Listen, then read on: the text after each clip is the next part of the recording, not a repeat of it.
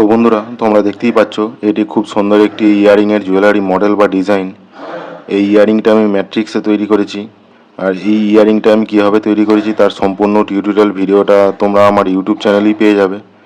আমি সম্পূর্ণ টিউটোরিয়াল ভিডিওটা তোমাদের খুব সিম্পলভাবে দেখানোর চেষ্টা করেছি। তোমরা অবশ্যই সম্পূর্ণ ভিডিওটা একবার দেখো। আশা করি তোমরা খুব ভালোভাবে বুঝতে পারবে যে এই ধরনের ইয়ারিং কীভাবে তৈরি করতে হয়।